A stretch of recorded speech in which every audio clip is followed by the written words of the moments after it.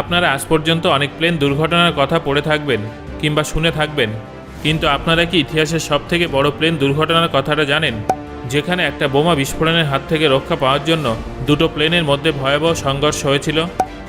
এয়ারপোর্টের রানওয়েতে হওয়া সেই দুর্ঘটনায় কয়েকশো নিরীহ মানুষকে প্রাণ হারাতে হয়েছিল। এই দুর্ঘটনার পিছনে কী কারণ ছিল এবং কার দোষে এই দুর্ঘটনা ঘটেছিল সেটা কি আপনারা জানেন? বন্ধুরা, এই সমস্ত প্রশ্নের উত্তরগুলো জানার জন্য ভিডিওটা অবশ্যই শেষ পর্যন্ত দেখুন। 1977 সালের 27শে মার্চ একটা সাধারণ দিনের মতো Pan Am flight 1736 Los Angeles থেকে কেনেরি আইল্যান্ড যাচ্ছিল। এটা বোয়িং 747-এর 121 সিরিজের একটা লেটেস্ট প্লেন ছিল, যেটা ক্লিপার ভেক্টর নামে পরিচিত ছিল।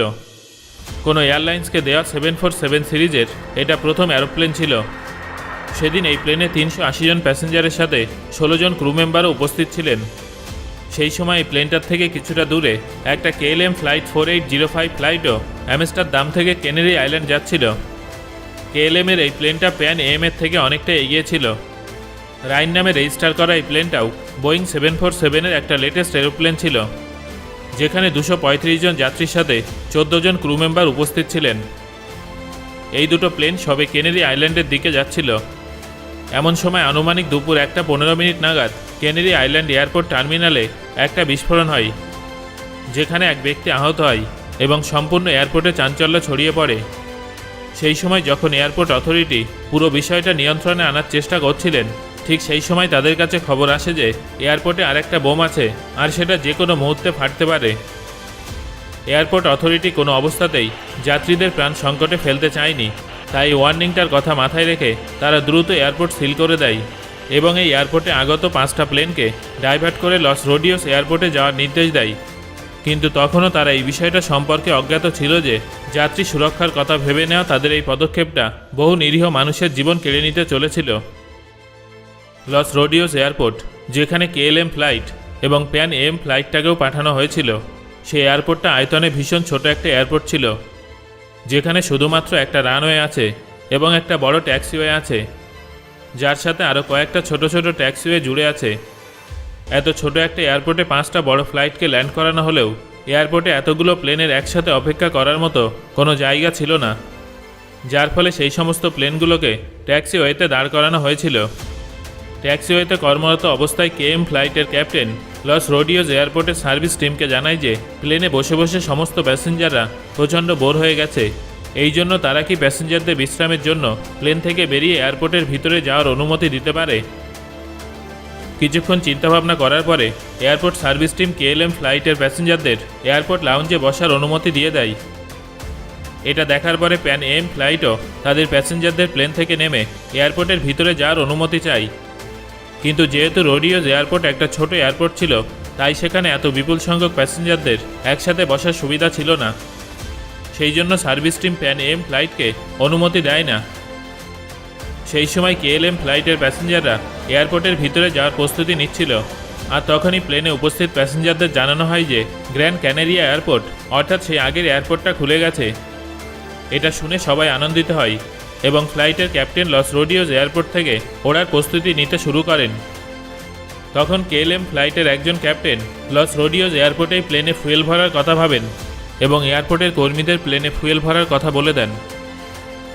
এটা দেখে প্যান AM ফ্লাইট, যেটা KLM ফ্লাইটের ঠিক পিছনেই দাঁড়িয়েছিল, তারা KLM-এর ক্যাপ্টেনকে জিজ্ঞাসা করেন যে তাদের প্লেনে ফুয়েল ভরতে কত সময় লাগবে। তারপর যখন KLM ফ্লাইটের ক্যাপ্টেন তাদের জানায় যে প্রায় 30 মিনিট, তখন প্যান AM-এর ক্যাপ্টেন কিছুটা হতাশ হন, কারণ যতক্ষণ না KLM ফ্লাইট ফুয়েল ভরে এগোচ্ছিল ততক্ষণ পর্যন্ত প্যান AM ফ্লাইটও উঠতে পারছিল না। KLM ফ্লাইটে ফুয়েল ভরার জন্য বেশ কিছুক্ষণ সময় লাগত, আর সেই সময় পর্বে এতগুলো ফ্লাইটের টেক অফ ম্যানেজ করা রোডিওস এয়ারপোর্ট টিমের পক্ষে প্রচণ্ড সমস্যাজনক হয়ে দাঁড়িয়েছিল। তার উপর রোডিওস এয়ারপোর্টে মুষলধারে বৃষ্টি শুরু হয়ে গিয়েছিল, যার ফলে চারিদিকে কুয়াশায় ঢেকে গিয়েছিল। তারপর যখনই KLM ফ্লাইট ফুয়েল ভরে টেক অফের জন্য প্রস্তুত হয়, তখন কন্ট্রোল টাওয়ারের তরফ থেকে তাদের ব্যাক ট্র্যাকিং শুরু করতে বলা হয় এবং পাশাপাশি control tower pan AM ফ্লাইটকেও KLM ফ্লাইটটাকে অনুসরণ করার নির্দেশ দেয়। কন্ট্রোল টাওয়ার প্যান AM ফ্লাইটকে নির্দেশ দেয় যে তারা যেন সরাসরিতে রানওয়েতে না যায় এবং এক্সিট 3-তে অপেক্ষা করে। প্যান এম কন্ট্রোল টাওয়ার কর্তৃক দেওয়া নির্দেশ মেনেই চলছিল, কিন্তু টাওয়ারের কর্মীরা প্রচণ্ড কনফিউজ ছিল, কারণ বৃষ্টির পরে আকাশ ঘন কুয়াশায় ঢেকে গিয়েছিল এবং টাওয়ারের থেকে এয়ারপোর্টের কিছু কিছু অংশ স্পষ্টভাবে দেখাও যাচ্ছিল না। সেই সময় এয়ারপোর্টে এত বেশি কুয়াশা ছিল যে প্যান এম এর ক্যাপ্টেন সামনে কিছুই দেখতে পাচ্ছিলেন না। তারা কিছুতেই বুঝতে পারছিলেন না যে তারা কোথায় যাচ্ছেন।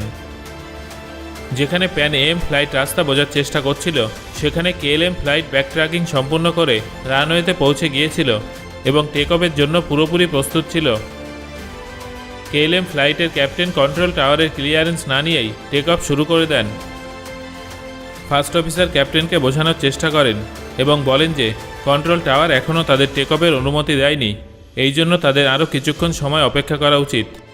কিন্তু ক্যাপ্টেন ফার্স্ট অফিসারকে টেক অফ বজায় রাখতে বলেন। তারপর কেএলএম ফ্লাইট ফুল স্পিডে রানওয়ের দিকে এগিয়ে যেতে শুরু করে। সেই সময় কেএলএম ফ্লাইটের ক্যাপ্টেন কন্ট্রোল টাওয়ারের থেকে জানতে পারেন যে প্যান এম এর ফ্লাইটও সেই সময় রানওয়েতে আছে, যেটা শুনে কেএলএম ফ্লাইটের ক্যাপ্টেন চিন্তায় পড়ে যান, কারণ বৃষ্টি এবং কুয়াশার কারণে তারাও রানওয়েতে কিছুই দেখতে পাচ্ছিলেন না। অন্যদিকে প্যান এম এর মনে হচ্ছিল যে তারা সঠিক রাস্তায় এগিয়ে যাচ্ছে, আর এই ভুল ধারণার কারণে তারা C4 রানওয়েতে পৌঁছে যায়। কুয়াশার কারণে একদিকে দুটো প্লেনই রানওয়েতে কিছু দেখতে পাচ্ছিল না, অন্যদিকে কন্ট্রোল টাওয়ারও রানওয়েতে কিছুই দেখতে পাচ্ছিল না।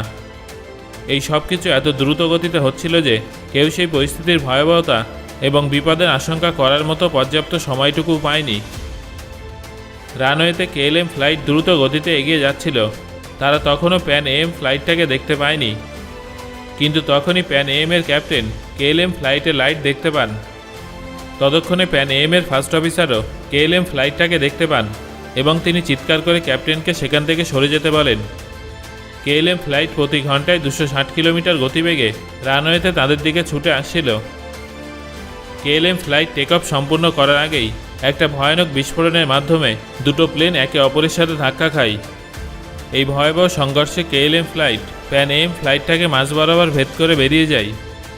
দ্রুত গতি এবং পর্যাপ্ত ফুয়েলের কারণে সংঘর্ষের সাথে সাথেই উভয় প্লেনে আগুন লেগে যায়। কেএলএম ফ্লাইটের ক্রু মেম্বার এবং প্যাসেঞ্জারদের মধ্যে কাউকেই আর বাঁচানো সম্ভব হয়নি।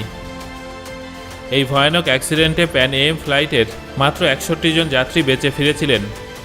মানব ইতিহাসের সবথেকে বড় এই প্লেন দুর্ঘটনায় সেদিন মোট 583 জন মানুষ মারা গিয়েছিল। এই ঘটনার পরে টেনেরিফ রোডিওস এয়ারপোর্টটা দুদিনের জন্য বন্ধ করে দেওয়া হয়েছিল। স্পেনের সিআইএ তদন্তকারী টিম এই মর্মান্তিক দুর্ঘটনার তদন্ত করে এবং জানায় যে ওই দুটো প্লেন এবং কন্ট্রোল টাওয়ারের মধ্যে সঠিক কোঅর্ডিনেশনের অভাবে এই অ্যাক্সিডেন্টটা ঘটেছিল। বন্ধুরা, সমস্ত বড় বড় প্লেন দুর্ঘটনার পরে গোটা পৃথিবীর মানুষ সেই দুর্ঘটনা থেকে শিক্ষা নেয় এবং এমন নতুন কিছু নিয়ম তৈরি হয় যাতে এই ধরনের ঘটনা পুনরায় না ঘটে। আর এই জন্যই বর্তমানে পৃথিবীর নানা প্রান্তে ভ্রমণ করার জন্য এয়ার ট্রাভেল সবথেকে নিরাপদ মাধ্যম। সো বন্ধুরা, আমাদের এই কেস স্টাডি ভিডিওটা আপনাদের কেমন লাগলো সেটা অবশ্যই আমাকে কমেন্ট করে জানাবেন।